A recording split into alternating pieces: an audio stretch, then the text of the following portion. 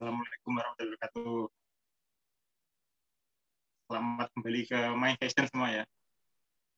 Jadi pretestnya juga lumayan lah. Tapi kelihatannya masih banyak yang belum paham alat soplet ini. Ya karena memang kalian nggak lihat alatnya langsung ya.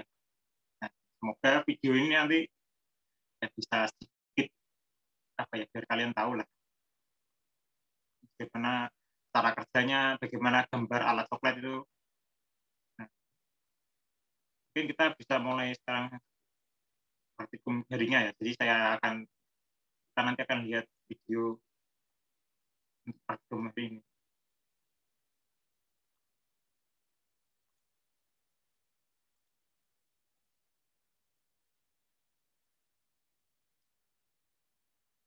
Ya bisa dilihat semua ya screen-nya. Sudah, Pak.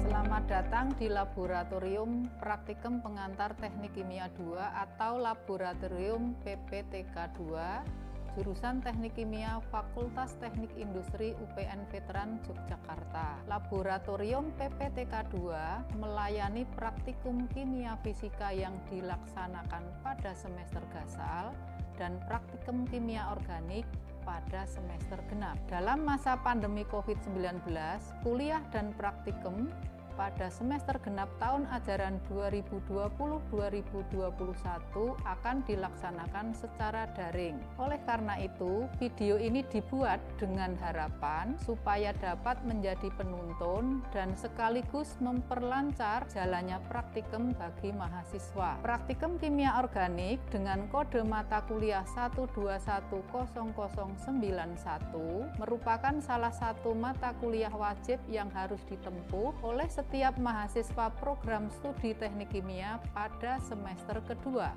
Sebelum memutar dan menyimak video ini, mahasiswa disarankan untuk membaca modul atau petunjuk praktikum kimia organik terlebih dahulu agar mahasiswa menjadi lebih paham tentang maksud atau tujuan percobaan, dasar teori yang relevan, bahan dan peralatan yang digunakan, cara melakukan percobaan, serta cara menganalisa data percobaan yang diperoleh. Video ini akan menampilkan peragaan percobaan praktikum kimia organik di laboratorium sebagai dasar bagi mahasiswa untuk memahami materi kuliah terkait kimia organik. Kami menyadari bahwa video ini masih memerlukan penyempurnaan. Oleh karena itu, kami akan sangat berterima kasih atas adanya berbagai masukan atau saran yang membangun dari semua pihak yang terkait. Semoga pelaksanaan praktikum kimia organik dapat berjalan lancar dan memenuhi harapan kita semua. Selamat menempuh praktikum kimia organik secara daring.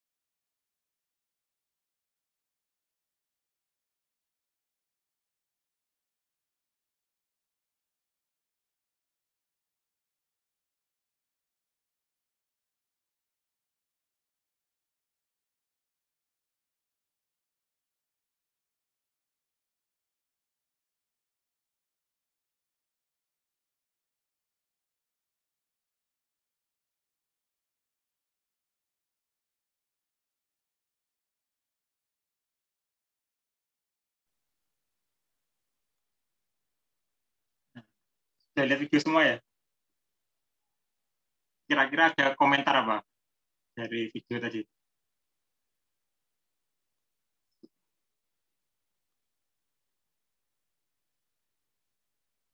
Apa? Mungkin ada komentar apa gitu?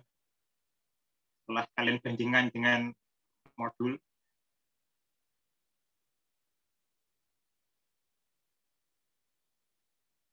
Apa? Ada yang bisa, ada yang tahu? Gabriel.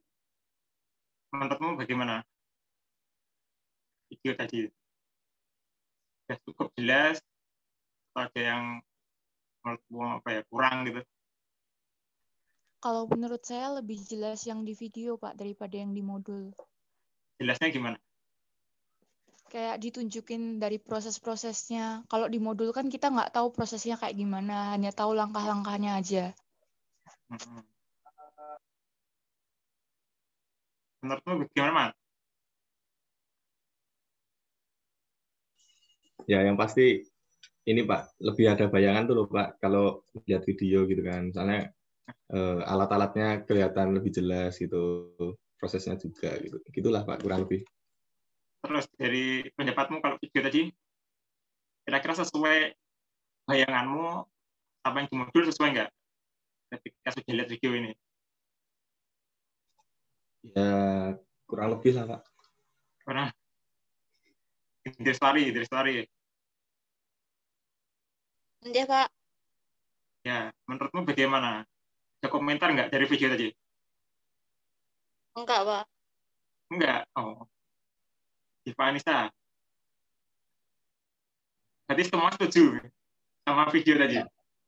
Iya, kurang lebih hampir sama kayak teman-teman sih Pak. Lebih gambarannya mungkin lebih jelas kalau lihat video. Ya. Jadi kita review dulu ya video tadi. Kita coba saya ulang lagi.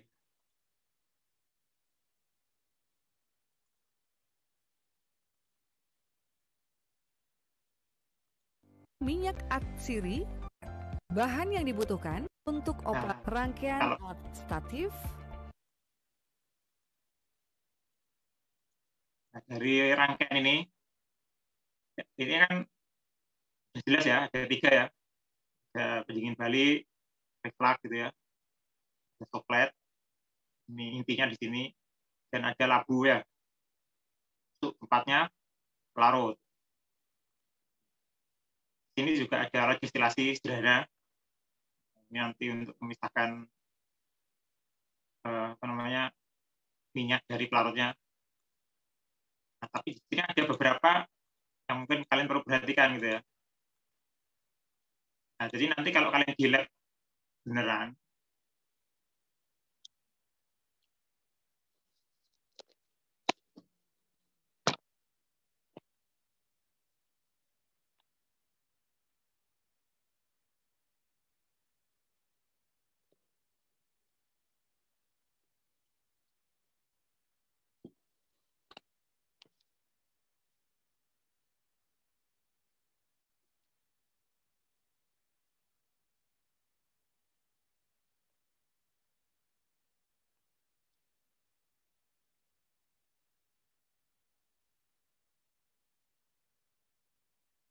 nah, jadi nanti kalau kalian di lab beneran, nah nanti ketika membungkus ini itu juga ada tekniknya ya. Jadi nggak asal bungkus, melipat, gulung gitu ya. Nah, karena nanti harus disesuaikan dengan dimensi dari coklatnya itu sendiri. Nah, jadi nanti harus disesuaikan. Nah, nanti kalau kalian lihat di sini, ketika memasukkan ini, kira-kira menurut kalian, kalau setelah kertas saring dan bahan ini dimasukkan ke coklat ini, kira-kira menurut kalian nanti setelah proses ekstraksi selesai, gampang atau sulit dikeluarkan kertas saring sama bahannya itu yang mau diekstraksi?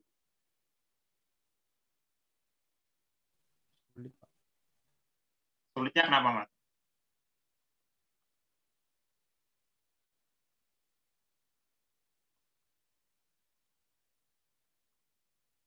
mudah kenapa? Kalau sulitnya kenapa?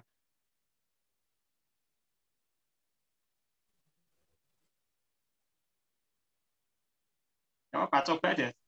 Jawaban logis aja. Lebih mengembang tidak sih, Pak? Mengembang ya. Yang lain apa?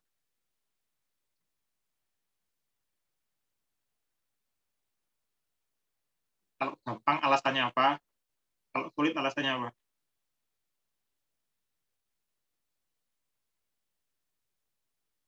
Nah, kalau bentuknya sokletnya seperti ini, nah kira-kira gampang atau sulit gitu ya?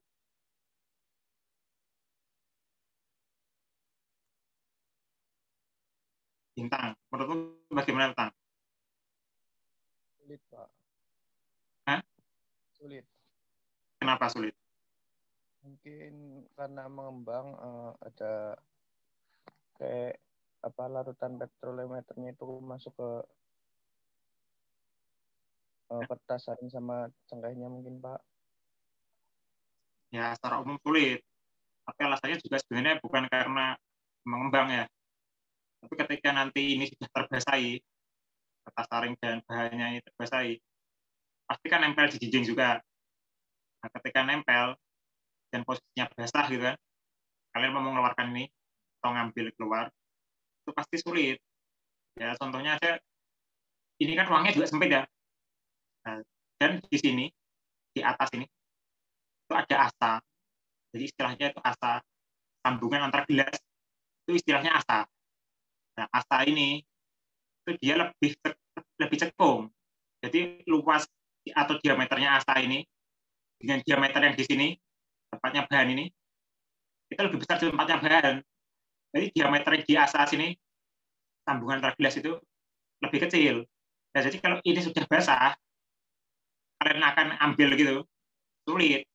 Nah, nanti ketika praktikum, kalian bisa akali dengan sebelumnya ketika masuk bahan ini, bisa ditambahkan tali. Jadi ketika selesai, kalian bisa ambil pakai tali. Nah, bisa tarik gitu ya. Nah, jadi nanti kalau pas praktikum atau pas penelitian, ya nanti jangan konvensional kalian. Ya nanti takutnya pakai spatula atau pakai apa gitu. Itu lebih lama nanti. Nah, dan kerja kalian kurang efisien. Nah, jadi pertama nanti nggak kalian pelajari, ya ini nanti. Jadi cara memasukkan, cara tadi buat gulungannya itu harus disesuaikan dengan volume dari coklatnya ini sendiri. Nah, tapi nanti ada kondisinya, kondisi batasnya ya. Nah, ini masih masukin. Dengan gambar berikut ini. Nah, ini juga ada bagian yang paling tepat. Kalau kalian lihat, tingginya sifon itu seperti ini ya. Inilah kira-kira ya. Nah, padahal ini bahannya diisi sampai, nah ini salah. Ini kurang tepat. Harusnya bahan itu tingginya maksimal adalah batas sifon. Nah, nggak boleh lebih dari sifon. Karena kalau dia lebih dari tingginya sifon, artinya waktu retensi pelarut itu ketika ada di dalam soklet ini, itu tidak ada, 0. Jadi ketika dia sudah sampai sifon, maka langsung balik. Jadi yang di atas ini bisa kita bilang tidak terekstraksi. Nah, bagian material yang ada di sini itu tidak terekstraksi. Jadi yang terekstraksi hanya material yang bagian atas sifon ini sampai dasar ini ya, dasar soklet ini. Ini kurang tepat. Jadi ada beberapa part yang memang kalian harus tahu gitu ya. Jadi nanti kalau kalian buat soklet, ya jangan sampai bahannya di sini gitu kan. Ini kan asa. Ya, ini tadi saya ceritakan. Ini adalah asa. Di asa itu adalah join gelas ini ya. Jadi sambungan antar gelas. Itu namanya asa. Nah, asa ini sama, kalau kalian lihat, ini kan sebetulnya cekung gini, terus melebar gini kan. Nah, diameternya ini itu lebih besar daripada diameternya ini. Nah, makanya kalau pas basah, pasti sulit mengeluarkan. Alasannya itu ya. Nah, jadi ini juga kurang tepat. Mungkin bisa kalian catat juga. Ini nanti pasti kalian perlu. Tadi di sini, ini kan dapat ekstrak gitu ya. isinya adalah campuran antara minyak cengkeh, daun cengkeh dengan apa? Apa di sini? Petroleum ya Pak. Nah, petroleum ya. Ini petrolimeter. Nah, ini kan didestilasi. Untuk didapatkan apa? Dari destilasi ini dapat apa? Dipanaskan gini kan? Minyak asiri murni, Pak. Minyak aslinya di mana posisinya? Di sini atau yang didapatkan di akhir ini? Nyalakan pemanas pada rangkaian alat destilasi dan ini merupakan.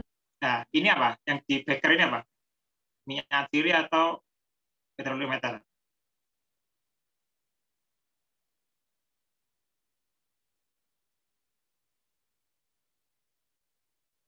Apa menurut kalian? Minyak atsiri bukan sih, Pak? Minyak asiri murni Nah, bukan Pak. yang lain apa? Setuju semua minyak asiri? Petrolimeter bukan, Pak? Ya, harusnya di sini petrolimeter. Di sini petrolimeter, bukan minyak asiri. Jadi minyak asiri kalian ya ada di labu sebenarnya. Jadi tertinggal di labu. Kalau kalian panaskan terus-terusan, mungkin tadi sudah ada pretest sama Bu Jayati tadi ya. Ya minyak aslinya bisa rusak. Bisa rusak, mungkin dia sedikit bisa kering jadi kerak gitu. Jadi macam-macam.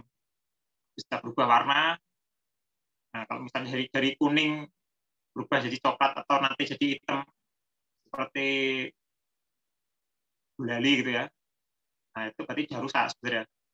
Jadi minyak asiri kalian kurang bagus lah. Jadi mungkin itu ada part-part yang memang kurang tepat dan memang kalian harus tahu. Jadi ketika distilasi ini, hasil yang kita dapat di sini itu sebenarnya bukan minyak asiri. Di sini adalah petrolimeter. Dia menguap duluan. Nah, penjelasannya nanti kita jelaskan ya. Nanti saya jelaskan. Ini cukup dulu.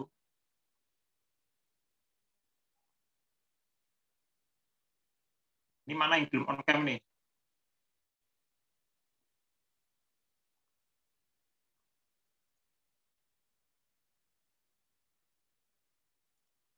Nah, saya jelaskan dulu ya. Ada materi sedikit lah. Dan nanti mungkin ada notes yang mungkin atau tugas yang memang harus kalian tambahkan di laporan akhir nanti ya.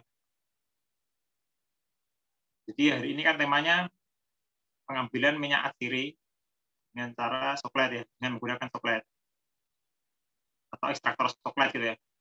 Nah, kalau kemarin kalian sudah melakukan praktikum dengan metode apa? Distilasi kukus, Pak. Nah, distilasi kukus atau steam distillation. Nah, kemarin di tugas kan sudah ada ya. Saya minta apa sih bedanya distilasi kukus, hidrodistilasi, steam hidro gitu kan. Harusnya kalian sudah bisa membedakannya. Nah, kalau kemarin itu kan dari bahan langsung dengan didestilasi dengan apa? Steamnya dari apa? Kemarin itu.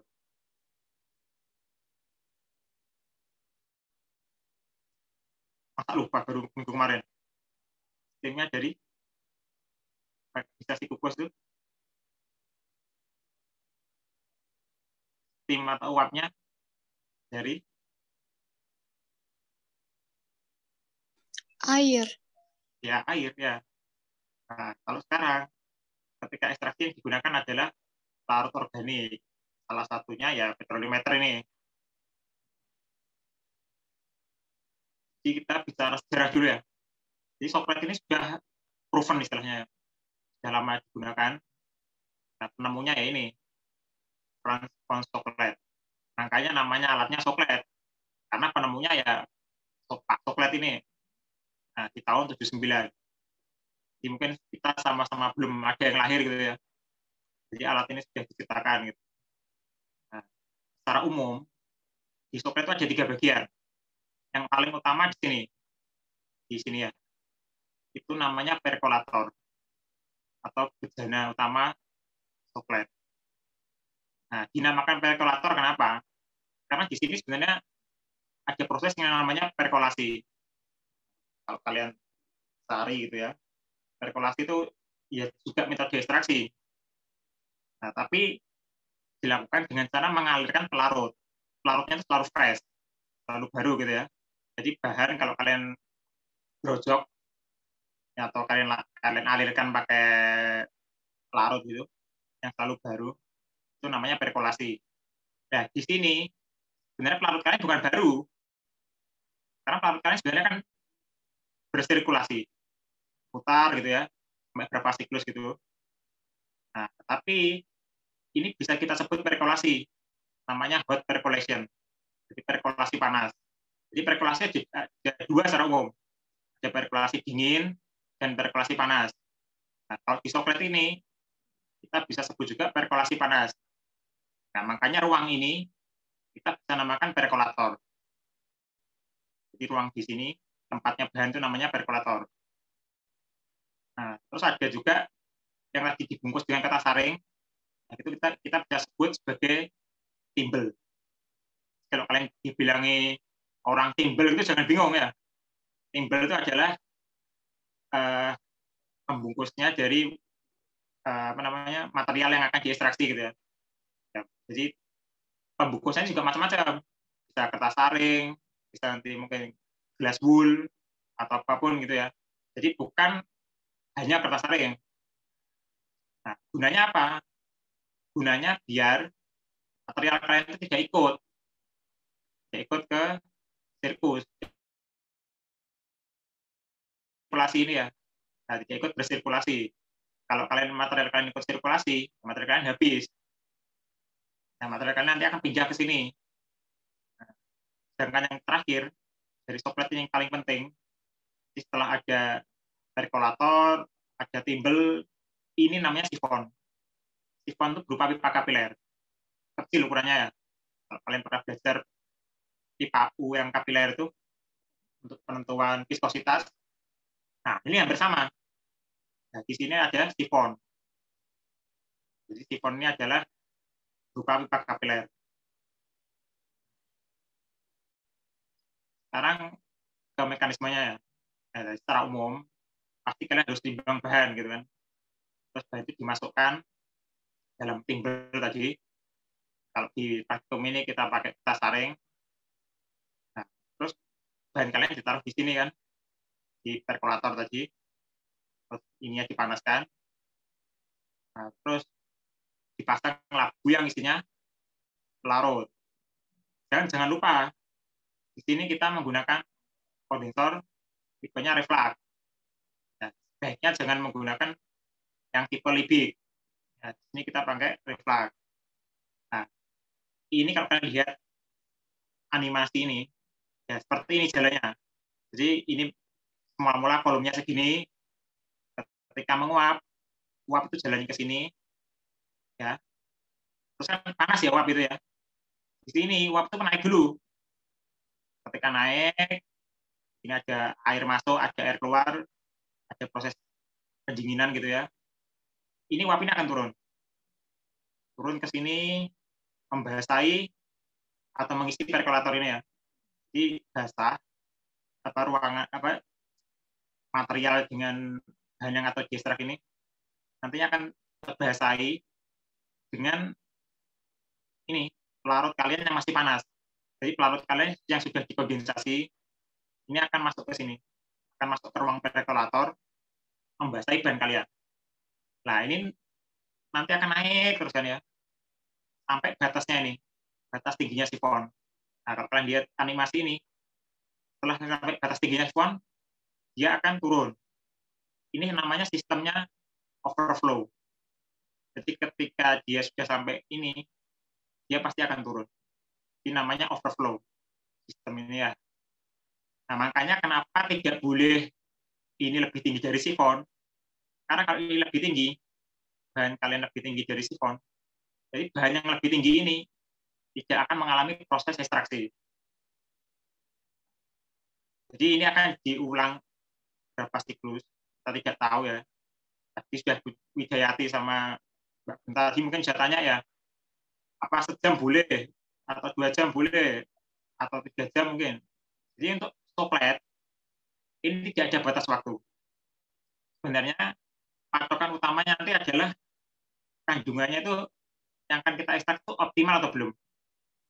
Nah, biasanya kalau untuk minyak atsiri yang diekstraksi dengan menggunakan pelarut organik, tandanya atau indikatornya berupa warna dari larutan yang ada di ruang perkolator ini. Nah, jadi larutannya nanti misalnya semula berwarna, ini misalnya bening gitu ya, petrometer misalnya bening, nanti ketika di sini ada daun cengkeh, di sini mungkin akan berwarna kuning muda gitu ya.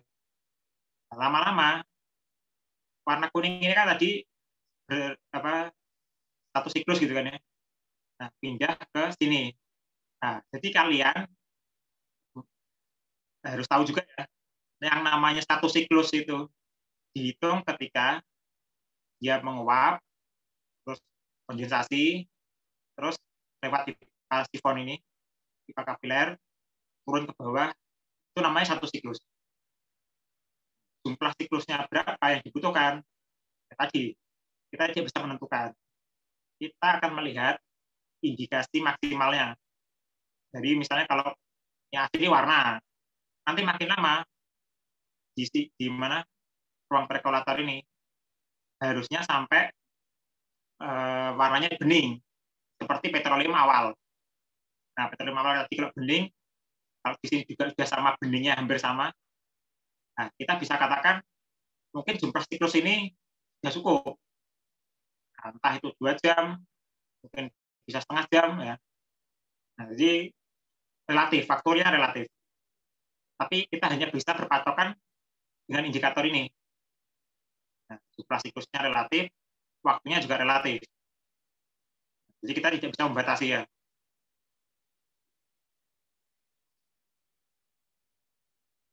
Nah, mungkin ada tugas. Di sini nanti yang mungkin perlu kalian tambahkan ketika membuat laporan akhir. Apa kelebihan dan kekurangan ekstraksi menggunakan soklet ini? Nah, kelebihan kekurangannya apa? Itu nanti harus ada di laporan akhir ya.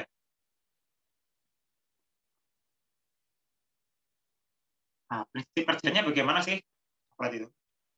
Nah, nanti kita berprinsip, adanya namanya prinsip itu like dissolve like. Jadi artinya senyawa dengan karakteristik kimia yang sama itu nanti bisa melarutkan senyawa yang punya karakteristik yang sama. Misalnya senyawa polar nanti pasti cenderung melarutkan yang bersifat polar. Tapi yang non polar ya bisa melarutkan non polar. Kalau polar nanti nggak bisa melarutkan non polar, atau sebaliknya yang non polar juga tidak bisa mengambil atau melarutkan senyawa yang polar. Jadi prinsipnya nanti ada like dissolve like gitu ya.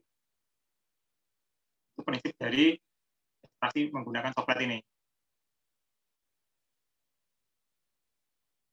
Tugasnya kalian tambahan lagi, nanti kalian cari indeks polaritas dari petroleum ether sama eugenol.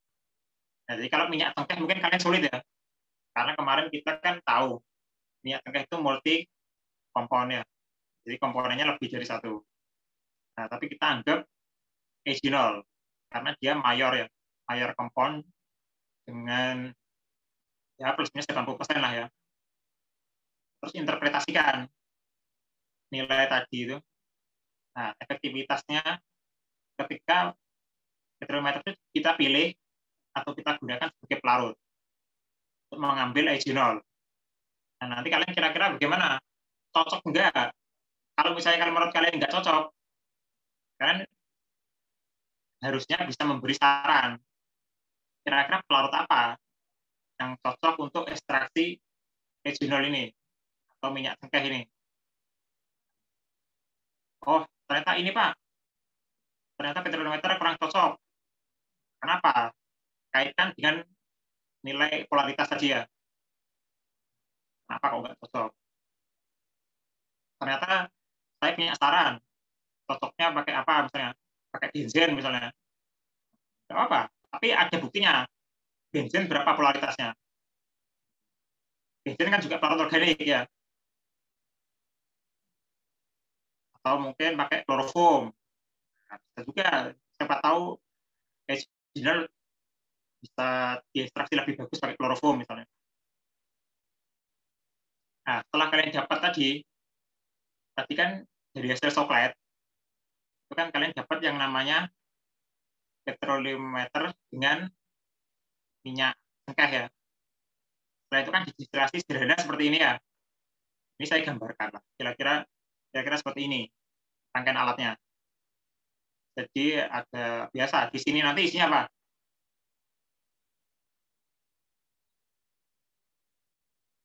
Apa tadi? Isinya apa tadi?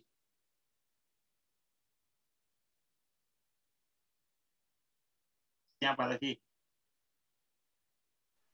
Hasil yang dari soklet tadi apa?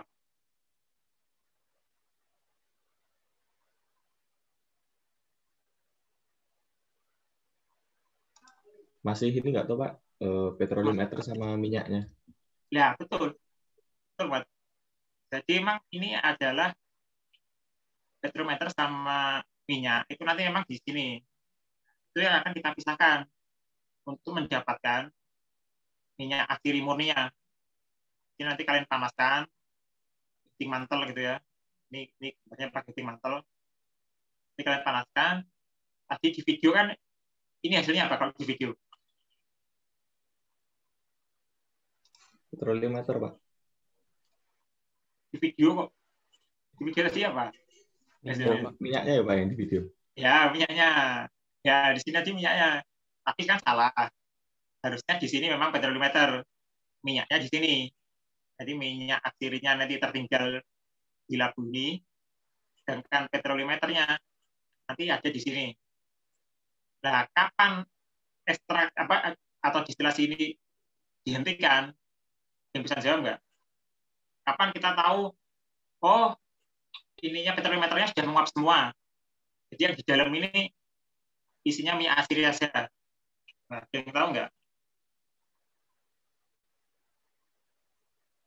Kapan kondisinya? Jadi pemanasan itu kapan dihentikan gitu ya? Kapan dihentikan? Ketika kita tahu petroliometernya sudah menguap semua gitu. Dihentikannya ketika kapan pemanasan itu? Kalau kalian tahu, oh ini petroleumnya sudah nggak ada, jadi tinggal minyak aslinya di sini.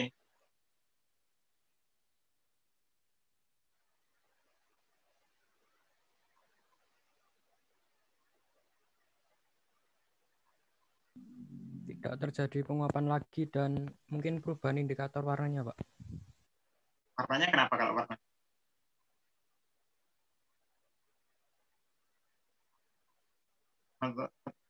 Gimana Mas tuh? Warnanya bagaimana? Warnanya jadi lebih gelap, Pak. Tapi jangan sampai seperti gulali. Nah, betul. Jadi jawabannya sudah betul. Jadi sampai tidak ada, kita lihat di sini nanti. Jadi kan ini akan ada, kalau kita distilasi ya, prinsipnya, kalau di sini adalah berdasarkan perbedaan titik gigih. Nah, jadi titik gigihnya H0 atau minyak asli itu kan tinggi ya. Kemarin kalian sudah mencatat kan ya, H0 itu berapa titik gigihnya? Kemarin di laporan kalian, coba dicek. H0 berapa titik gigihnya?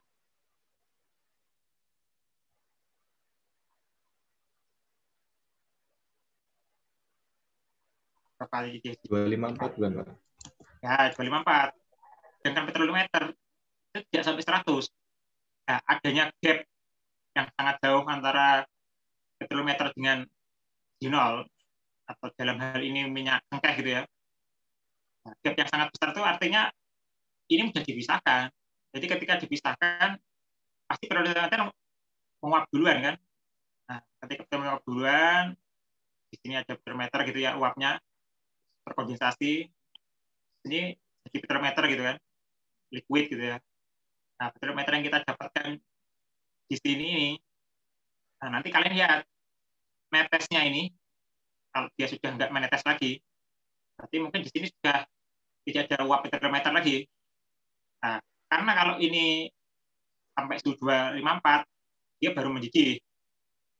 Nah, jadi betul, jadi panjangnya itu pertama. Yang kedua adalah warna. Jadi warnanya nanti yang semula misalnya kuning bening gitu ya, karena lama-lama petrometernya itu sudah menguap, berarti kan makin pekat. Karena makin pekat, warnanya juga makin pekat. Nah, mungkin yang semula kuning muda jadi kuning agak tua gitu. Tapi ya betul tadi, dengan panaskan terus-terusan. Kalau kita sudah yakin petrometernya sudah menguap atau terambil semua ya.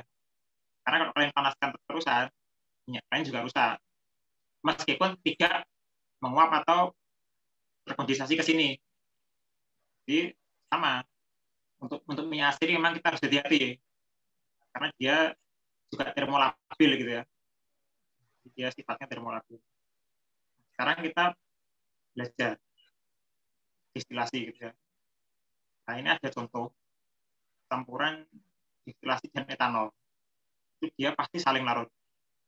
Karena nilai indeks polaritas itu mereka apa? Metanol sifatnya apa? Non-polar, semipolar, atau polar.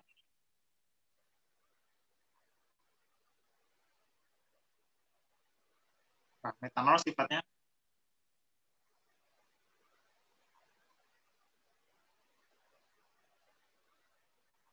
menurut kalian apa metanol sifat?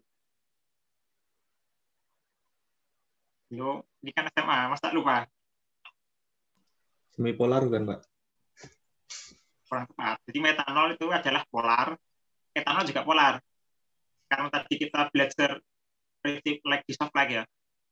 Jadi yang polar bisa melarutkan polar gitu kan ya. Nah ini kebetulan sama-sama polar. Jadi makanya campuran metanol dan etanol itu dengan perbandingan berapapun itu pasti saling larut.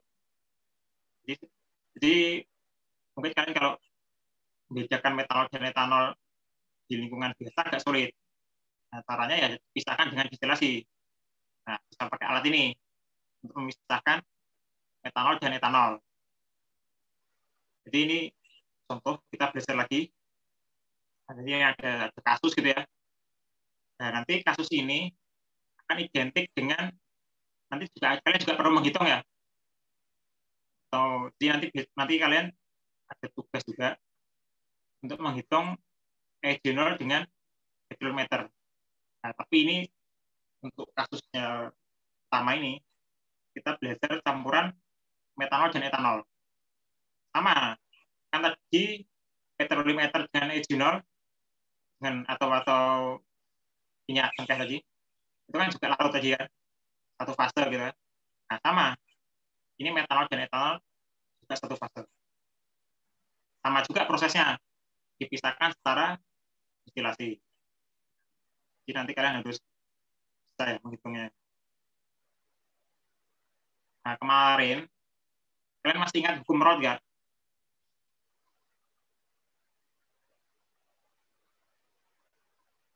Nah, ini masih ada hubungannya dengan kemarin.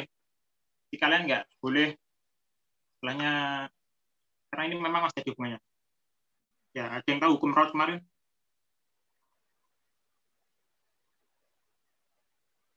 Ya, hukum Raoult gimana kemarin?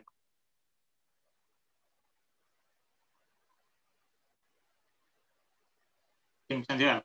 Rumusnya kemarin bagaimana hukum Raoult?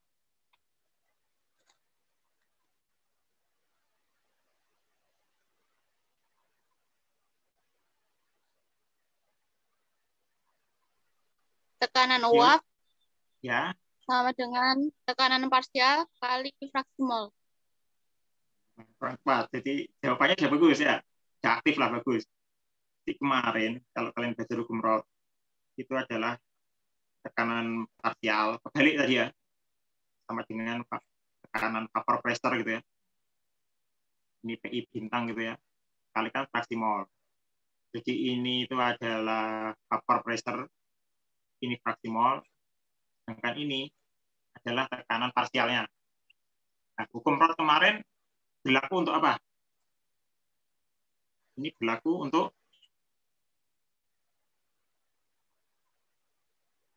hukum Raoult kemarin berlaku untuk multi compound, single compound, atau apa?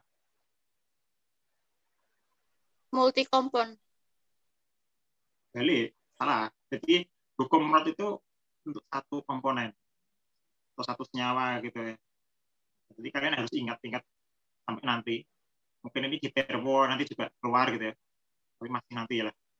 Jadi hukum Rath itu hanya untuk satu komponen. Nah, bagaimana sekarang kalau multi kompon? Nah, kemarin kan ceritanya, jadi kemarin sudah cerita panjang lebar ya. Jadi sekarang kita lebih ringkas. Kemarin harus dikombinasikan dengan yang namanya hukum Dalton gitu ya. Nah, hukum Dalton kemarin persamaannya bagaimana? PT sama total, dengan ya. PI. P total sama dengan PI bintang bukan sih Pak dikali. Ya nggak apa-apa ngomong aja. Ya jangan nggak apa-apa, salah nggak apa-apa, nggak ada pengurangan nilai di sini. PI bintang kali P air bukan sih Pak? Kali P air. P apa ya? Apa? Ayo. Catatannya dibuka aja, nggak apa-apa. Nah.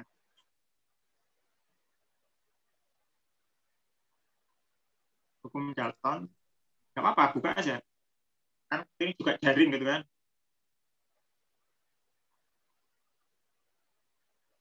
Ayo, siapa yang masih ingat?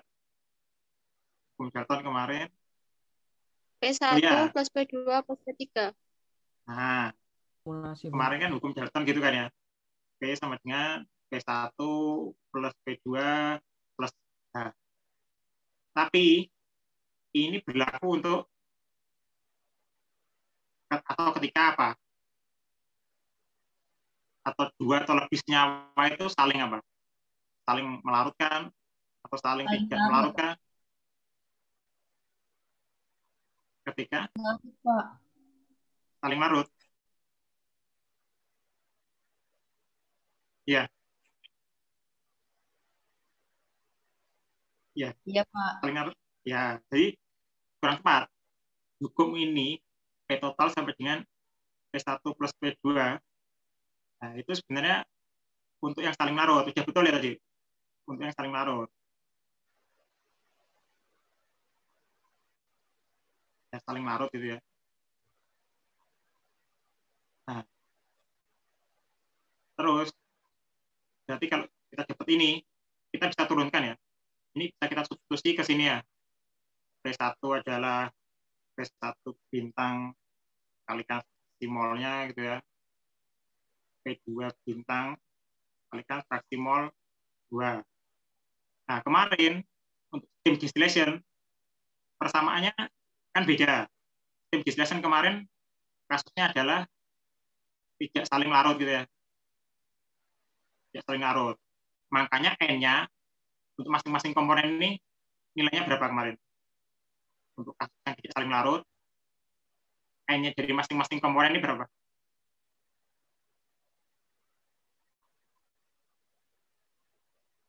Tergantung tekanannya tuh Pak. Nah, N-nya 1.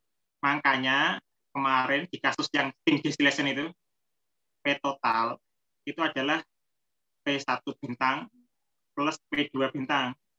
Karena tidak saling larut. Jadi ini nilainya 1.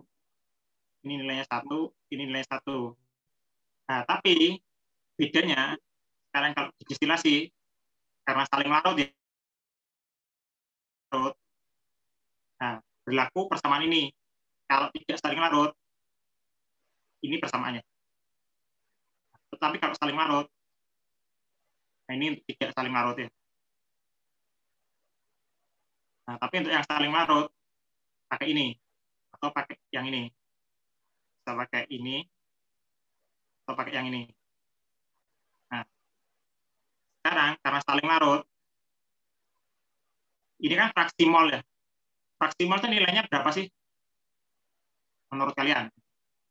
Fraksi mol, N itu punya nilai berapa? 1, Pak. 1. Ini kan 1 ya untuk saling larut. Jadi kurang tepat. Fraksi itu kan namanya fraksi itu kan bagian gitu ya. Namanya bagian itu hanya ada rentangnya 0 sampai 1. Nah, jadi kalau misalnya kalian punya 5 komponen gitu ya, 5 senyawa gitu. Nah, misalnya senyawa pertama ini N-nya adalah misalnya 0,1 gitu ya. Yang kedua N-nya 0,2 misalnya. Yang ini misalnya 0,15. Terus yang keempat N-nya 0,15. Sedangkan yang kelima ini kan berarti yang kelima ini berapa? Kalau ini sudah diketahui gitu ya. 0,4. Nah, betul 0,4. Ini adalah 0,4. Jadi totalnya ini adalah 1. Itu namanya fraksi. Nah, jadi kalau sisanya ya berarti 1 dikurangi ini. Nah, itu namanya fraksinya ini. Nah, 5 senyawa punya fraksi ini. Nah, tadi itu kan ada kasus campuran, jadi di dalam satu gitu ya. Ini ada campuran antara metanol plus etanol gitu ya. Nah, campuran ini saling larut. Berarti kalau ditanya tekanan total, tekanan parsial total, ya tekanan parsial total, berarti rumusnya sama dengan P total sama dengan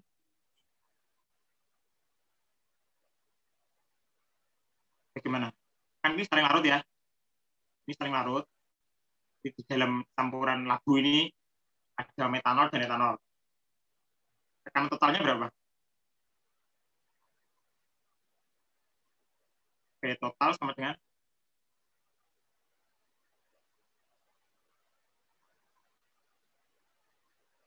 P metanol tambah P etanol.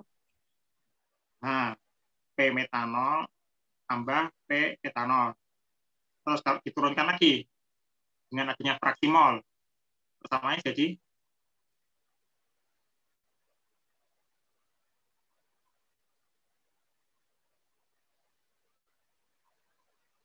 ya jadi apa? Di atas sudah ada kan? Apa jadi apa itu? Pressure vapor-nya kali N. Ah, kali fraksi mol, betul. Ya, nggak usah malu-malu ya. Betul. Jadi fraksi apa? Vapor pressure-nya metanol dikalikan fraksi molnya metanol ditambah vapor pressure-nya etanol dikalikan dengan fraksi molnya etanol gitu ya. Sekarang ini saya beri data gitu ya. Ini ada, jadi kita tahu kan ya, titik J etanol, metanol dulu lah. Itu kan sekitar ya 65 lah gitu ya. Minus 65. Nanti kalian bisa cek sendiri ya. Terus titik J-nya etanol, kalau kalian belajar kimia organik, lebih tinggi mana kira-kira? Metanol dengan etanol.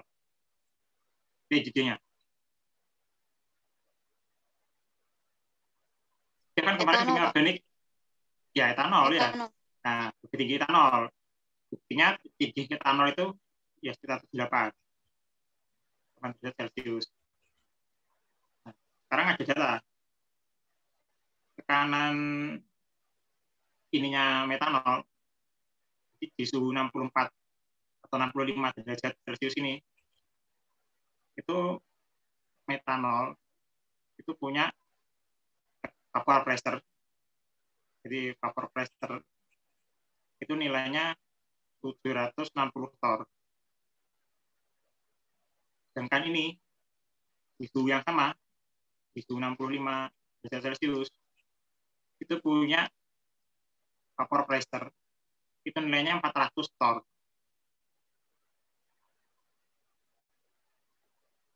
Nah, sekarang diketahui molnya, jadi molnya metanol itu ada misalnya 2 mol, sedangkan molnya etanol itu misalnya ada 1 mol. Nah, kira-kira sekarang dari data ini fraksi molnya metanol berapa? fraksi molnya metanol? 2/3, Pak. Betul, 2/3. 2/3, ya. Berarti fraksi molnya etanol? 1/3. 1/3, ya, bagus. Nah, sekarang udah tahu kan ya? Berarti di dalam campuran ini, fraksi molnya metanol itu 1/3, fraksi molnya etanol 1/3. Kalau sudah tahu, terus kan proses ini distilasi gitu ya. Jadi kalau digambar, ini ada labu gitu. Terus nanti ada distilasi gitu ya. Nah, nanti kan di sini kondensor. Tadi ini isinya, terus ini dipanaskan gitu ya. Ini isinya adalah campuran metanol plus etanol. Nah, kira-kira di sini yang didapatkan apa nanti setelah didestilasi? Yang diperoleh di sini setelah proses destilasi selesai, yang diperoleh di sini apa? Etanol atau metanol atau apa? Metanol ya, Pak. Nah, metanol. Nah, metanol diperoleh kan? Nah, risikonya sekarang di sini metanol itu fraksinya 2/3, dengan etanol fraksinya ada 1/3. Jadi kita sudah dapat data ini ya, vapor pressure-nya etanol dan metanol. Nah, dari sini sudah clear ya. Nah, soalnya setelah ini kita akan buat grafik nanti ya. Kalau kemarin kan grafiknya untuk yang kukus itu kan, kalau nggak salah hampir seperti ini gitu kan. Kan akhirnya kalian tahu kan, kenapa steam bisa menurunkan titik J gitu kan. Nah, sekarang nanti kalian juga belajar bagaimana proses distilasi itu ya. Jadi tahu ceritanya. Nah, sekarang kalau dicari P total dari campuran itu berapa? P total dapatnya berapa? Dari persamaan yang sudah ada.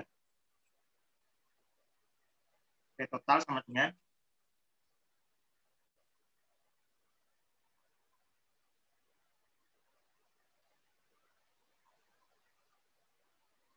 ayo, siapa ini?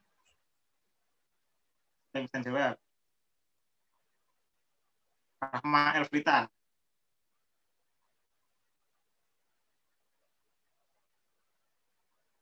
Rahma?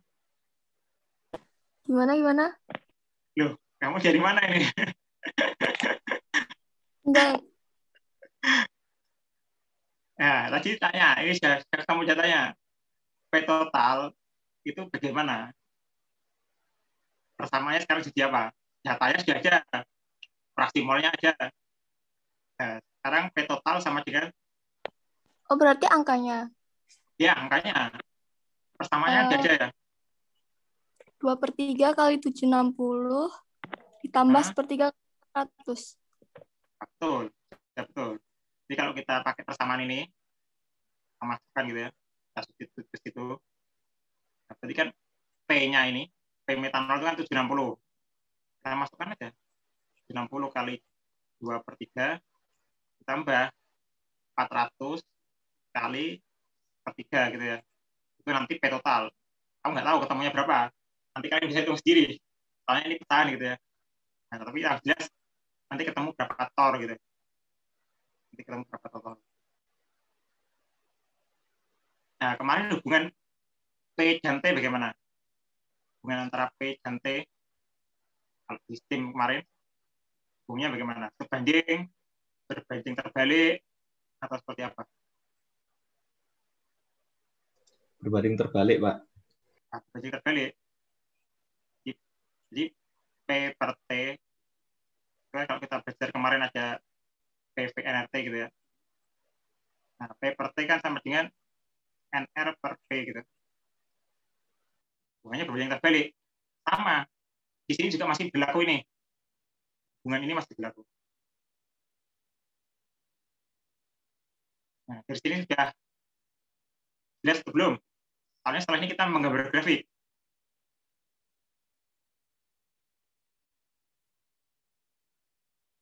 Ya, ada pertanyaan ya. Sudah ditulis semua? Kalau enggak saya hapus ini. Mau saya hapus. Ya, ditulis atau di screenshot mungkin? Sudah saya screenshot, Pak. Oke, maaf.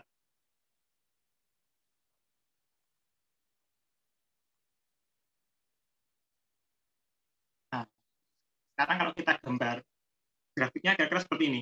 Ada 3 grafik. Nah, ada 3 grafik. Kalian mungkin tanya juga, gambar ini maksudnya gimana gitu ya. Jadi biar lebih jelas, A itu warnanya kan garis merah ini ya. Jadi fraksi mol tadi antara 0 sampai 1 ya. Ini kan 0. Di sini 0. Di sini adalah 1 fraksi molnya. Jadi antara 0 sampai 1 fraksi molnya. Nah, A ini miliknya siapa? Kira-kira A ini miliknya siapa? Miliknya metanol atau etanol? A ini miliknya siapa?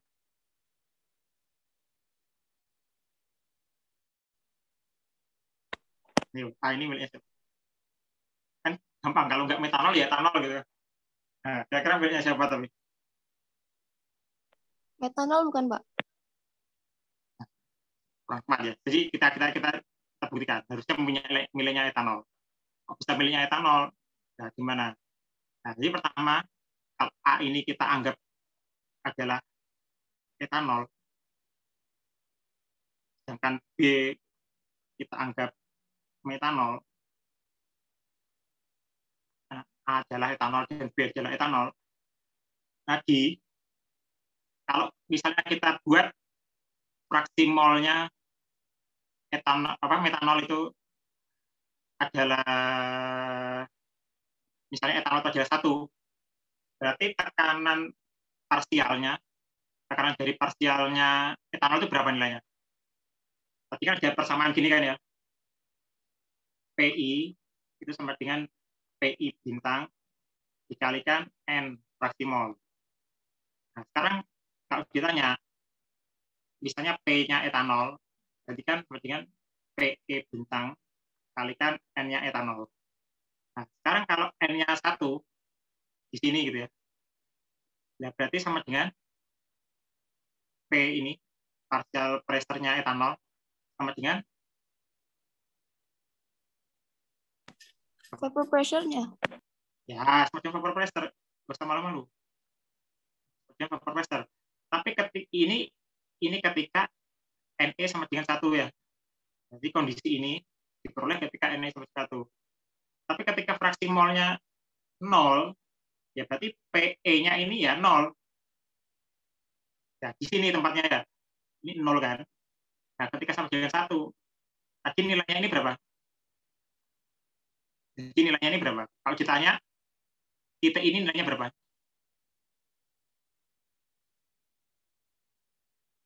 Berapa nilainya?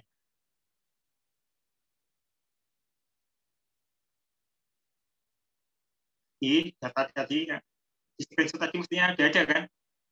Ya, tekanan vapor pressure-nya berapa dari etanol? Berapa? 400 bukan, Pak? Ya, 400. Nah, titik ini 400. Nah, sekarang ini yang B. Kita buat warna hijau. Nah, tadi kalau kalian lihat, B itu warna hijau, ini punya metanol. Sama, kalau di kondisi fraksi mol, tapi gini, kalau di kiri, ini 0 punyanya A, berarti kebalikan. B itu pasti 1 ya. Karena fraksi mol totalnya adalah 1 ya. Sama, di sini fraksi mol totalnya adalah 1. Jadi kalau kalian jalan ke sini, misalnya, di sini misalnya ya, fraksi mol A sama fraksi mol B berapa? Kalau ditanya, di sini berapa? Fraksi mol A sama fraksi mol B berapa? Ketika titik ini misalnya. Misalnya ini kita anggap sepertiga lah ya. Misalnya di sini sepertiga. Berapa? 1. Fraksi mol A-nya berapa? Fraksi mol B-nya berapa?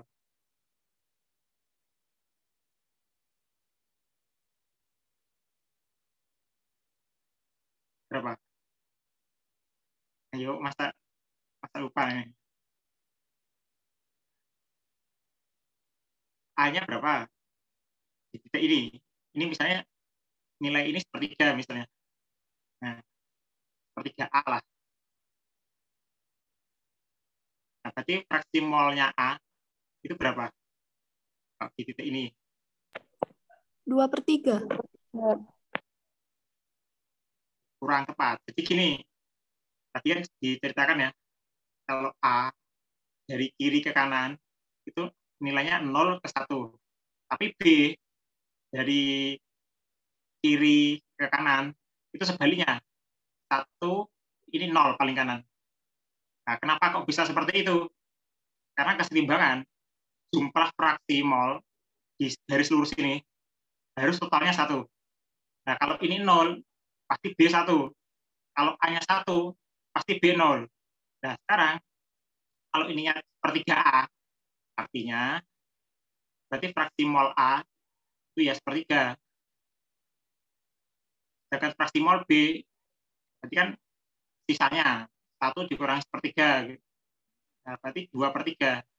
Berarti untuk B di kondisi ini, itu fraksi molnya 2/3, yang A 1/3. Ketika di titik ini ya, kalau ditanya. Nah, ketika digeser lagi, misalnya di sini, ini misalnya 0,46B gitu ya. Nah, kalau ditanya, berapa fraksi mol A-nya? Fraksi mol B-nya berapa? Fraksi mol B sama dengan 0,64 bukan, Pak? yang B berapa? 0,64. 64. Terus yang A berarti? Yang 0,46. 0,46. Kalau ditambah berapa? 1,1. Kan 5 masih di bawahnya. Ini 5 ya. Nah, kurang tepat. Karena ini 0,46B, berarti artinya kebalik ini. Yang B itu, di fraksi mol B-nya itu 0,46, sedangkan fraksi mol A-nya 0,54. Nah, balik. Karena yang di sini tadi 0,46B, di jaraknya ini 0,46. Nah, kalau hitung dari A ke sini, itu ada 0,54. Nah, itu namanya fraksi mol. Totalnya 1. Boleh lebih dari 1. Atau kurang dari 1 juga nggak boleh. Nah, baru 1 ya. Nah, jadi gambarnya seperti itu. Nanti kalian bisa belajar sendiri di rumah gitu ya. Sambil ini, kalau saran saya nanti, tugas nanti ya, ketika kalian mengerjakan ini nanti, untuk pemisahan EJ0 dengan petrolimeter, nanti tolong digambar di Excel. Jadi garisnya ini biar presisi. Oh, titiknya di sini. Oh, titik hijaunya di sini. Nah, tolong digambar di Excel ya. Jangan kalian gambar manual. Nanti gambar kalian beda nanti. Biar tahu. Oh, tingginya ini segini. Nah, kita kan sudah tahu ya. Merah tadi adalah etanol. Kalau ditanya berarti titiknya merah ini tekanannya berapa tadi?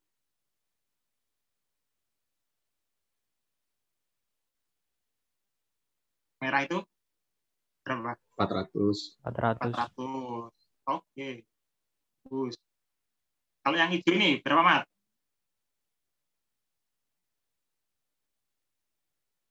Hijau ini kan berarti fraksi molnya metanol itu sama dengan 1 ini kan. Nah, fraksi mol metanol sama dengan 1. Berarti artinya bagaimana, Mat? Berarti kan P-nya metanol itu kan sama dengan P vapornya metanol. Nah, P vapornya metanol berapa? Tadi nggak salah 760. Nah, betul, 760. Tor gitu ya. Sekarang kita ke gambar 3 ya. Kalau kalian sudah dapat dua garis seperti ini, garis antara metanol dengan etanol, kalian nanti ketemunya garis itu satukan gini ya, di warna biru ini. Itu yang namanya total vapor pressure. Jadi garis itu adalah garisnya ini. Garis ini tapi yang total ya. Garis biru itu adalah garisnya itu. Nah, sekarang kita cek.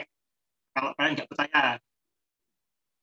Nah, tadi ketika vapor pressure-nya 1, vapor pressure fraksi molnya B1, berarti fraksi mol A berapa?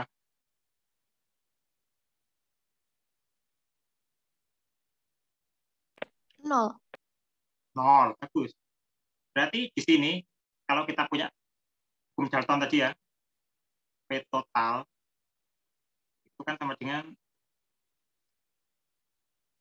P1 plus P2 gitu kan. Nah, sekarang misalnya P1 plus P2 adalah P-nya etanol plus P-nya metanol gitu ya. Nah, karena fraksi yang di sini tadi 0, berarti kan tinggal satu fraksi kan. Nah, berarti P total ya punyanya PB ini ya. Nah, jadi P total sama dengan PB. Nah, kalau kalian geser lagi, misalnya di sini, tengah-tengah misalnya 0,5 gitu ya. Berarti artinya fraksi mol etanol juga 0,5, fraksi mol metanol 0,5. Kalau kalian tambahkan, totalnya nanti jadi ini. Buktinya gini, paling gampang gini. Ini kalau kalian gambar lurus gitu ya. Ini ya. Fraksi partial pressure-nya dari A, punyanya etanol, itu kan di sini ya. Sedangkan punyanya metanol, yang B ini, itu kan di sini. Nah, tingginya ini, tekanan ini, ditambah tingginya ini, itu pasti totalnya segini. Ya, makanya inilah asal-usulnya garis B ini. Nah, sekarang apa maknanya dalam penelitian ini gitu ya, atau praktikum ini? Nah, maknanya apa? Kok penting kalian tahu?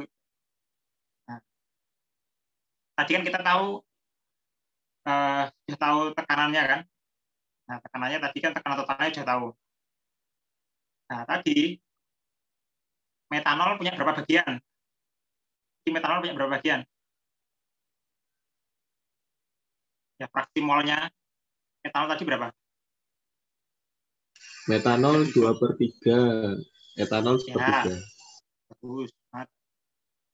Ini 2/3 gitu ya. Nanti hitungan detailnya, sahnya kalian hitung sendiri ya. Kira-kira posisinya ini, kalau kita taruh di sini, kira-kira gimana? Titiknya gimana? Misalnya ini tengah ya, misalnya ini 0,5 misalnya, tengah-tengah. Terus ini, misalnya saya buat, di sini anggap aja sepertiga A gitu ya. Ini 2/3 A gitu. Nah, kira-kira posisinya kesetimbangannya ini, kesetimbangan fraksi mol 1/3 dan 2/3 ini, itu kira-kira gimana? Letaknya di mana? 1/3A. 1/3A. Ya bagus, letaknya di sini. Garisnya nanti di sini. Garisnya di sini. Nah, kenapa kok di sini?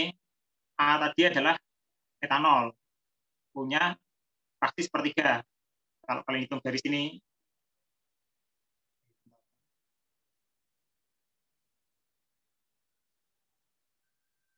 ya ini kalau kalian hitung dari sini, itu jadi kan 1/3.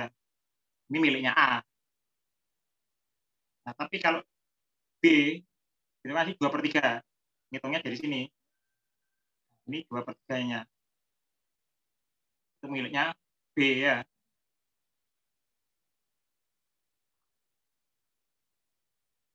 Ini miliknya B. Nah, ada 1/3 sama 2/3, letaknya di sini. Kali kalau kalian cari tekanan parsialnya A, itu nilainya segini. B, segini. Kalau kalian total, ya nilainya tadi. Yang ini. Kalau kalian total, mana tadi nilainya? Oh, tadi di slide sebelumnya ya. Nah, kalau kalian total nilainya segini. Nah, sekarang cara membacanya ya. Nah, bentar. Kira-kira menurut kalian, dari gambar ini, yang lebih volatil, atau yang mudah menguap yang mana? Yang A, yang B ini, atau yang A ini?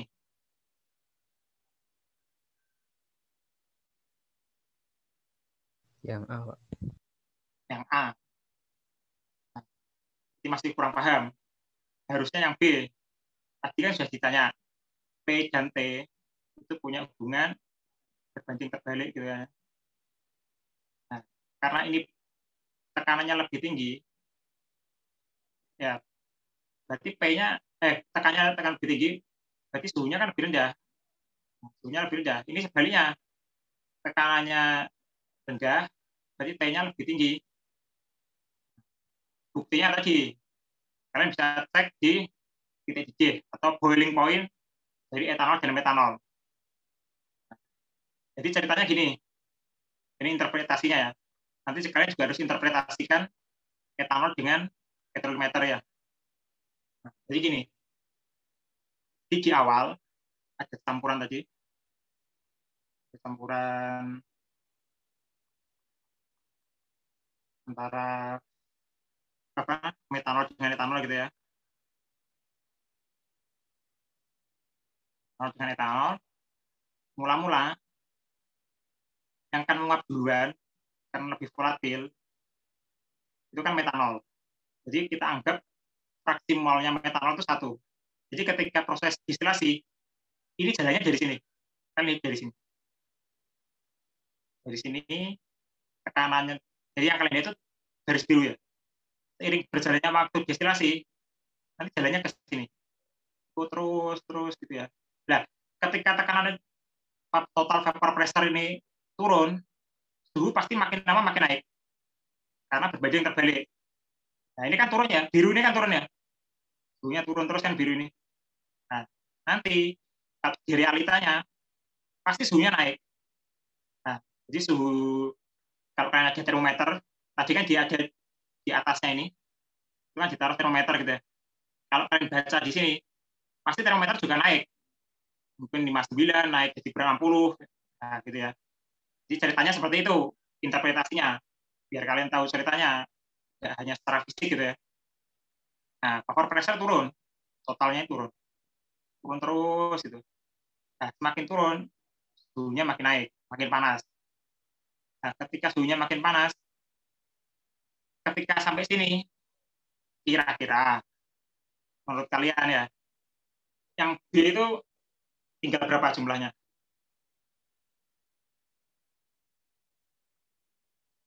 Yang B,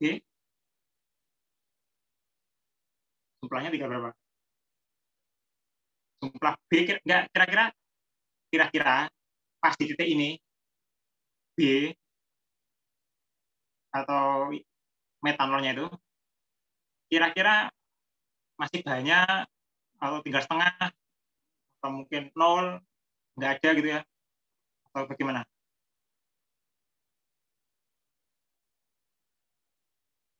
Ketika di titik ini,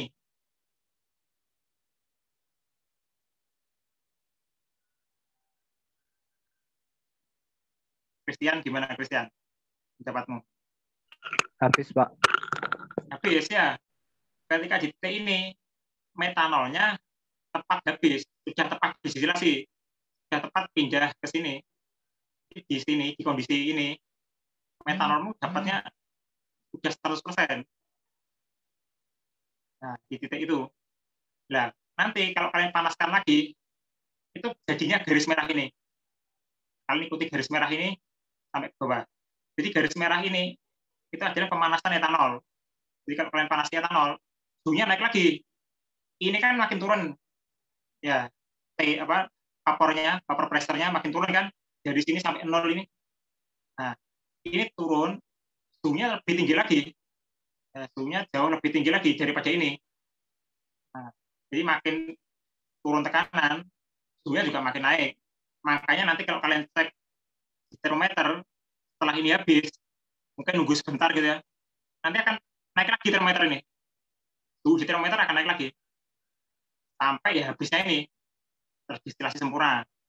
Nanti di sini juga akan dapat etanol 100%. Nah, jadi kalau kalian ada jeda waktu itu sebenarnya di sini. Nah, jeda waktu pemisahan untuk distilasi dikatakan sempurna ketika pas titik ini ya. Nah, jadi kalian harus tahu. Makanya tadi di awal saya tanya, kapan kalian harus berhentikan pemanasannya? Nah, diberhentikan pemanasannya itu sebenarnya ketika sampai sini. Nah, sekarang nanti kalian cari, jadi nanti ini catat dulu aja ya.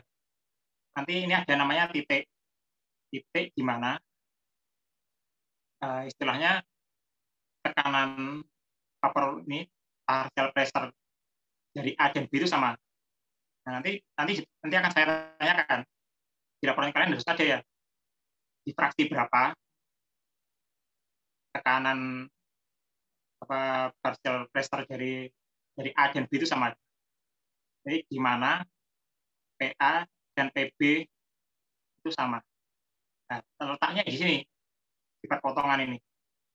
Nah, nanti nilai fraksi molnya berapa, fraksi mol A itu berapa, fraksi mol B berapa, kalau kalian pakai Excel, harusnya tahu. Kan di pelajaran SMA atau SMP, kalian kan belajar dari singgung gitu kan ya. Nah, harusnya tahu, bisa menentukan. Di sini tuh fraksi molnya berapa? Mungkin ini 0,7 mungkin gitu ya. Nah, kalau ini 0,7 berarti fraksi mol A itu 0,7, fraksi mol B itu berarti sisanya 0,3. Nah, nanti kalian cari. Nanti saya beri datanya. Nanti kalian cari untuk kasusnya eugenol dengan petroliometer. Nah, ini kan kasusnya metanol dengan etanol. Jadi sama. Paling tidak identik lah. Jadi di sini nanti titik potong itu adalah kondisi di mana karena ini sama. Antara dua atau lebih campuran itu sama. Itu namanya titik potong itu ya. Buktinya sama apa? Ini tingginya. Kalian cek tingginya sama kan?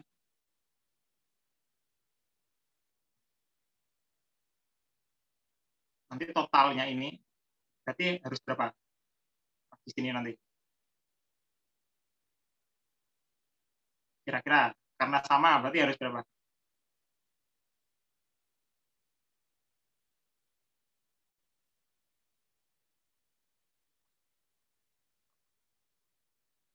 Nah, nanti tugasnya itu ya. Ada menentukan fraksi mol.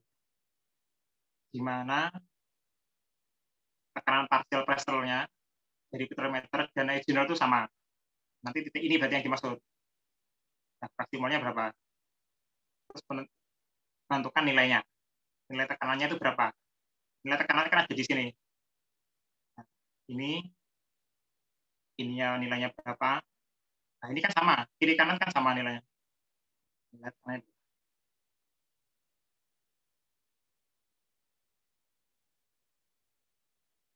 Sudah dicatat? Screenshot. Ya, Mat? Biasanya kamu rajin screenshot, Mat? Udah, Pak. Udah tak screenshot, Pak. Ya. Saya lanjut ke slide selanjutnya. Ini tugas terakhir mungkin ya. Tugasnya ini.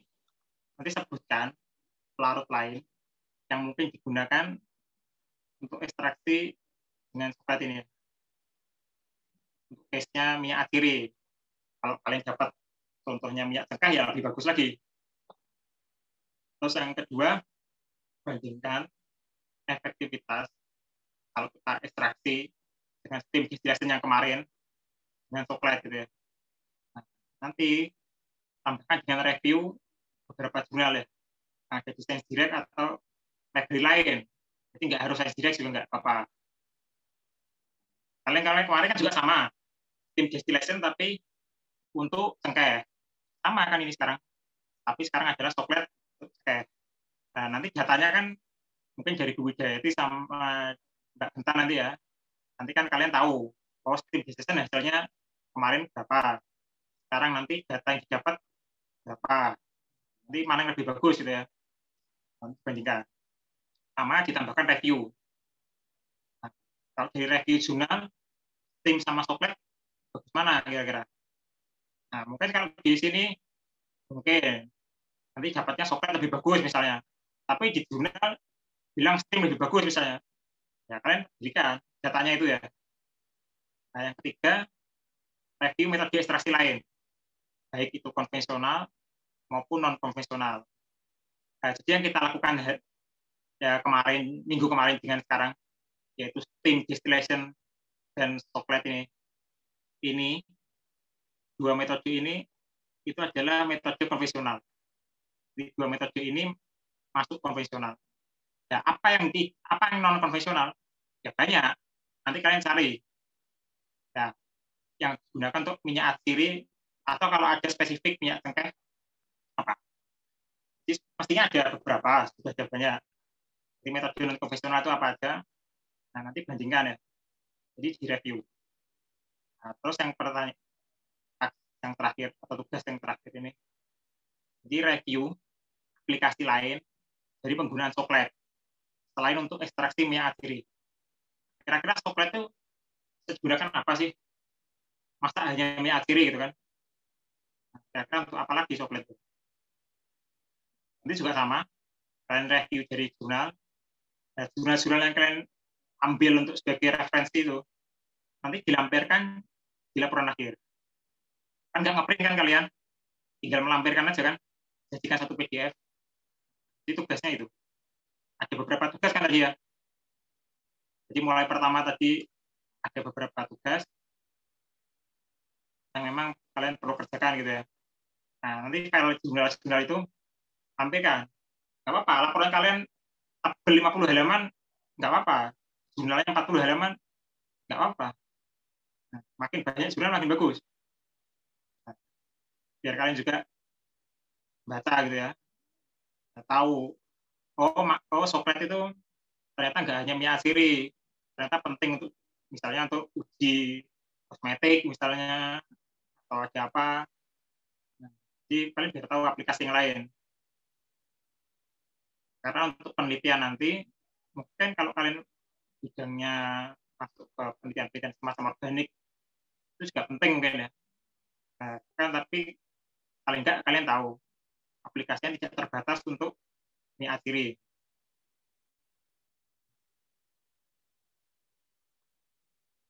Mungkin itu nanti kalau ada pertanyaan bisa disampaikan. Mungkin ada pertanyaan dulu. Jadi ada beberapa tugas tadi ya yang di laporan kalian harus ada.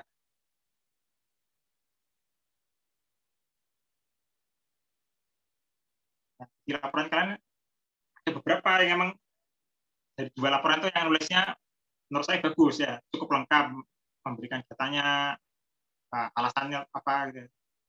Jadi praktikum ini usahakan jangan ekstrim gitu ya. Kalian harus tahu dasar-dasarnya. Seperti kemarin steam distillation, kalian sudah tahu dasarnya. Sekarang coklat, ada prinsip like dissolve like, nah, terus ada perhitungannya. Jadi kalian nanti tahu ketika di lapangan, oh ini pakai prinsip ini, oh ternyata kalau steam pakai prinsip ini, mungkin hidro pakai lain. Jadi banyak prinsip ya. Tapi yang kalian pelajari untuk atsiri ini kan di praktikum kimia organik hanya dua metode ya. Ada steam distillation dan coklat. Mungkin ada yang mau tanyakan dulu.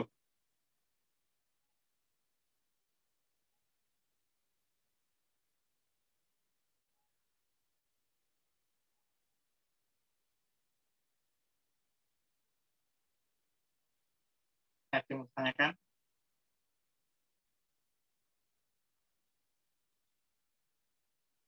Nah, jadi tadi kan saya juga minta kelebihan kekurangan coklat gitu kan. Nah, karena namanya metode, baik itu konvensional atau non profesional, itu pasti punya kelebihan dan kekurangan.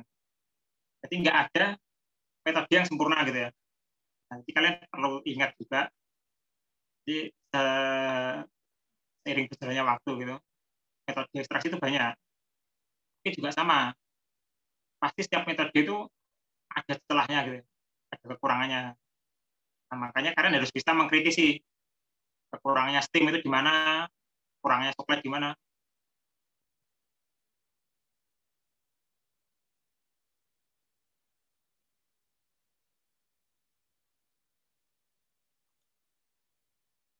Ya, dia ada pertanyaan enggak? Pak, saya mau nanya, Pak. Ya, silakan. Untuk tugas kedua tadi kan itu kan mencari indeks polaritas petroleum ether sama eugenol. Itu maksudnya gimana, Pak, tadi? Masih kurang agak jelas. Tugas ini.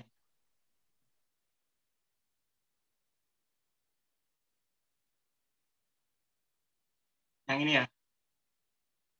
Nah, jadi kalian cari nilai polaritas. Itu kan banyak.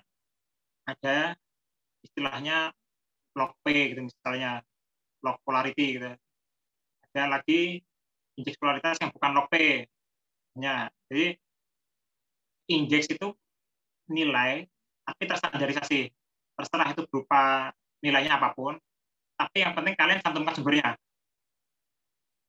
Sumbernya apa? Nilainya berapa dari sumber itu. Nah, terus kalau bisa nilai polaritas petrolimeter dan eugenol itu dari sumber yang sama.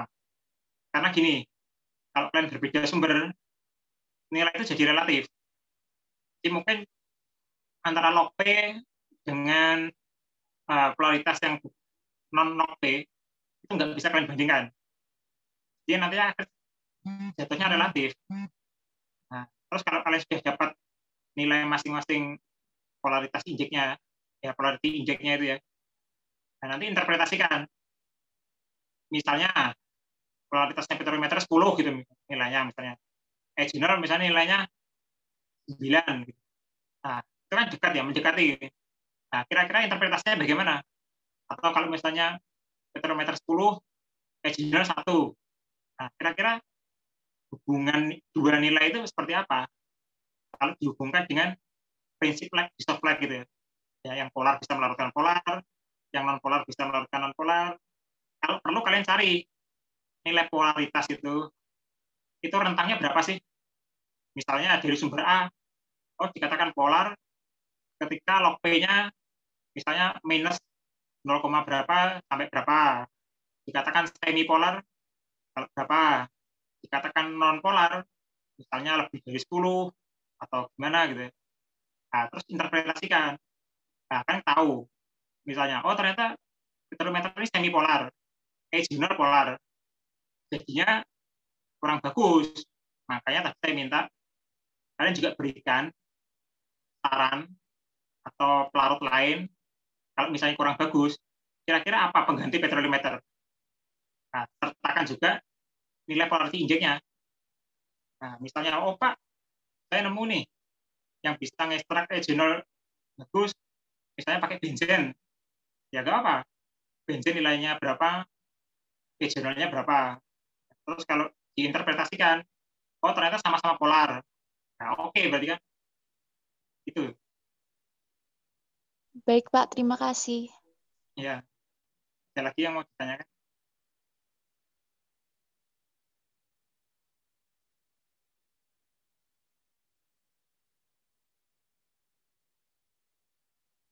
Ya, nggak apa. Tanya nggak apa. Salah juga santai kan. Nggak ada pengurangan nilai. Yang penting kalian jangan salah ketika penelitian di lab atau nanti ketika PKL gitu ya. Nanti lebih nggak enak soalnya. Salah di sini nggak apa-apa. Kita sama-sama belajar soalnya.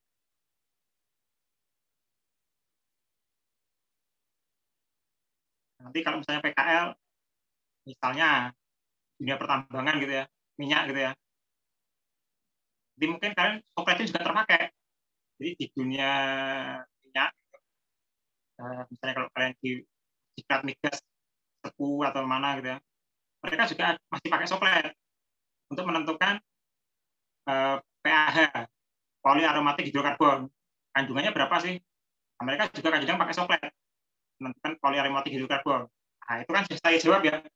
Satu aplikasi dari coklat selain untuk minyak asiri. Nah, jadi kan banyak. Nanti kalau kalian dilihat orang ketika masuk lab QC gitu ya, nanti kan oh ternyata coklat juga terpakai dan caranya tahu makainya. Jangan sampai nanti kalian salah, kan nggak enak ya. Jadi lihat pantau gitu tapi salah cara masukin bahannya, salah interpretasi, salah milih pelarut. Nah, ini kan nggak enak kalian.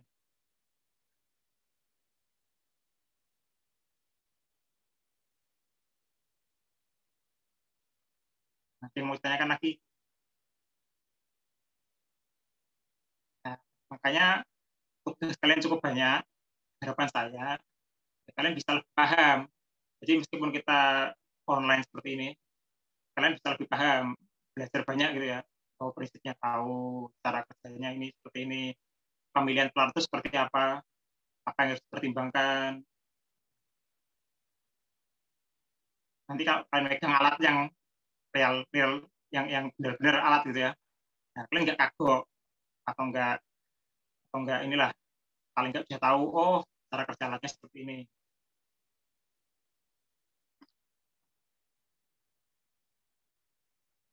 Ada lagi mau tanyakan? Bintang atau siapa? Salwa Kailas.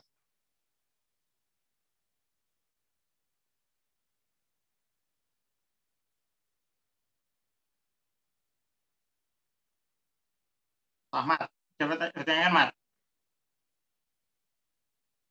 Kok tumben kamu anteng Mat? Nggak ada Pak. Kamu ngantuk lah Mat? Enggak Pak, agak nggak enak aja. Oh.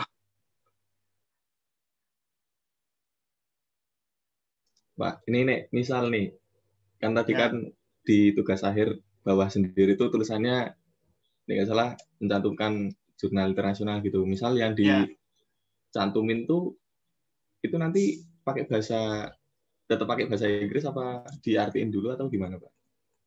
Nggak usah. Yang dilampirkan tuh filenya itu. Jadi misalnya jurnalnya berbahasa Inggris gitu ya, langsung aja lampirkan. Gabungkan dengan laporan akhirmu. Nggak perlu kamu translate. Tinggal kamu masukkan aja.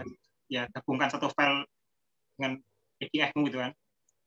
Oke, berarti yang dilampirkan tuh ya misal di halaman itu aja tuh Pak? Nggak semua jurnalnya. Satu jurnal nggak apa-apa. Kalau kamu malah lebih bagus satu jurnal. Karena kita tahu kan, judul jurnalnya apa. Terus nama jurnalnya itu apa. Nah, penelitiannya dari negara mana. Karena juga penting ada yang abstraknya seperti apa. Nggak apa-apa. Kalau kamu tebel 100 halaman nggak apa-apa, Pak. Kenapa? Jadi kalau semisal satu jurnal full gitu ya tebel banget Pak? Iya, satu jurnal itu kan kadang-kadang 5-10 halaman. Ya, kalau kamu misalnya dari beberapa tugas ini, misalnya tugas yang nomor 2 ini, misalnya kamu dari 3 jurnal, ini dari 4 jurnal misalnya, terus yang ini dari 5 jurnal misalnya. Kalau kamu total ada misalnya dari 15 jurnal gitu ya.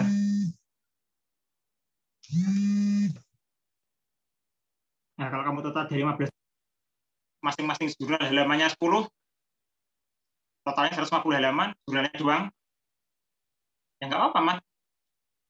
Kan sudah saya beri space maksimal 100 mega kan, untuk satu kali upload kalian itu.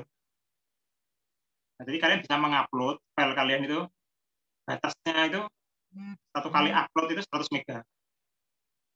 Nah, jadi manfaatkan space itu. Nah, satu jurnal meskipun 10 halaman itu paling ukurannya 1-2 mega. Itu ya paling mentok-mentok paling 1,7 atau 2,5 mega gitu ya. Padahal mungkin 10 jurnal pun paling nggak sampai 20 mega paling.